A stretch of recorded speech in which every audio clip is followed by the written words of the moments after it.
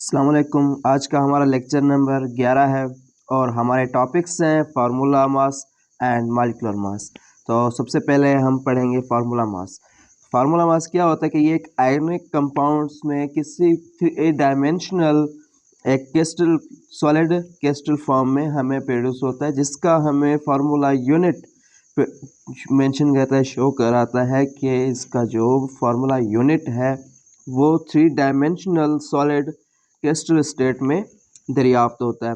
इसी की तरह ये फार्मूला यूनिट के हवाले से किसी भी मतलब सारे एटम्स में जो उनका एटमी नंबर होता है, जो एटमिक मास होता है, वो फार्मूला के हवाले से जो हमें फार्मूला मिला हुआ होता है उस फार्मूला के हवाले से हमें दरियाफ्त करना होता है। उस माये के हिसाब से उनकी जो एडिंग होती है, टोटल नंबर ऑफ जो एटम्स होते हैं, जो टोटल नंबर ऑफ एटम्स में जो हमने उनको मेंशन करना होता है, उनके जो टोटल नंबर होता है, टोटल नंबर ऑफ एटम्स, उनको हम मेयर करके उनका जो एडिंग होती है, जो जोड़ होता है, उसको हम फार्मूला मास कहते हैं। मिसाल के तौर पे एग्जांपल आ गया कि सोडियम क्लोराइड, उसका टोटल मास बन रहा है 58.5 AMU एज वेल। तो सिंपली क्या होता है कि जब हमने किसी भी मॉलिक्यूल का, किसी भी सब्सटेंस का जो एटॉमिक नंबर होता है, एटॉमिक नंबर के हवाले से हमने उसका मॉलिक्यूलर फार्मूला मास मालूम करना होता है। तो बेसिकली ये हमें सॉलिड स्टेट में क्रिस्टलाइजेशन फॉर्म में 3 डायमेंशनल स्टेट में दरियाफ्त होता है।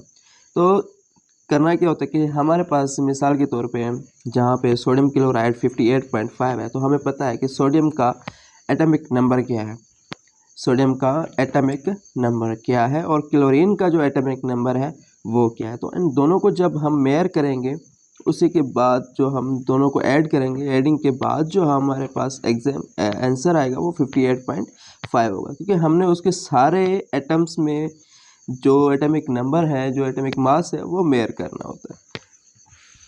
तो उसकी मेयरिंग के बाद जो हमारे पास रिजल्ट आएगा, जो प्रोडक्शन आएगी, जो रिजल्ट बनेगा, उसी को हम क्या करेंगे,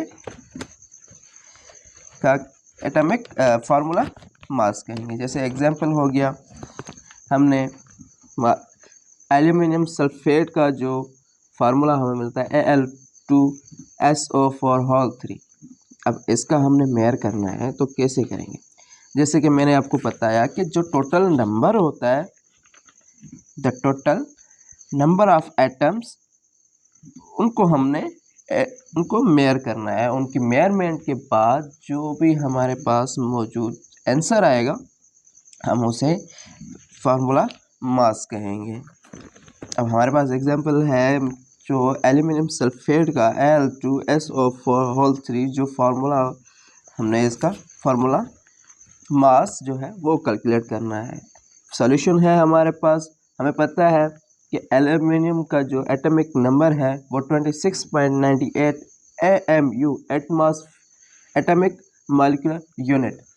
AMU जो होता है वो एटॉमिक मॉलिक्यूलर यूनिट होता है। मैंने पहले भी इसी हवाले से जो इसका फुल फॉर्म है वो बताया था। और सल्फर जो है उसका एटॉमिक यूनिट जो है, एटॉमिक मास जो है वो 32 होता है। और वहीं पर अगर ऑक्सीजन को ले लो तो ऑक्सीजन के हमारे पास 3 मॉलिक्यूल्स मौजूद हैं और सल्फर के हमारे पास 2 मौजूद हैं। तो इसी का जो हवालिया है, इसी फार्मूला को हम फॉलो करके ऑक्सीजन का एटॉमिक जो नंबर है, एटॉमिक मास, वो 16 है, क्योंकि उसमें नंबर ऑफ प्रोटॉन्स जो हैं वो 16 है। तो वो हमें नंबर ऑफ प्रोटॉन्स जो है उसी को मेयर करके हमने उसका क्या करना है, मॉलिक्यूलर फार्मूला मेयर करना है। तो हमारे पास फार्मूला यूनिट तो है सल्फर एल्यूमिनियम सल्फेट जो हमारे पास मॉलिक्यूलर यूनिट है हमारे पास।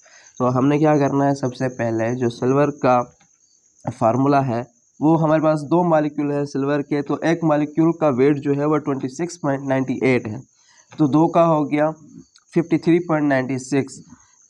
तो हमने 2 आगे लिखने हैं ब्रैकेट के बाहर, कोफिशिएंट बाहर देना है, और जो सिंगल मॉलिक्यूल का वेट है वो हमने मास जो है सिंगल मॉलिक्यूल का वो हमने ब्रैकेट में अंदर लिखना है। उसके बाद +3 जो हमारे पास 3 सल्फ़र के मॉलिक्यूल मौजूद हैं आउटर मोस्ट शेल में।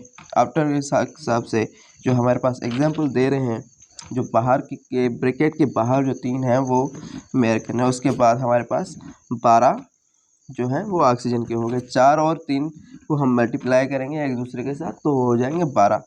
तो उस और ब्रैकेट के अंदर एक ऑक्सीजन का जो मॉलिक्यूल है, जो मास है, वो मेयर करके हमने वो करना है। और टोटल बन रहा है इसका बन रहा है सिल्वर का बन रहा है, एल्युमिनियम का बन रहा है 53.96 प्लस 96 बन रहा है हमारे पास किसका, सल्फ़र का। और 192 जो बन रहा है वो हमारे पास ऑक्सीजन का मास बन रहा है। तो ये टोटल बन रहा है 342.96 AMU।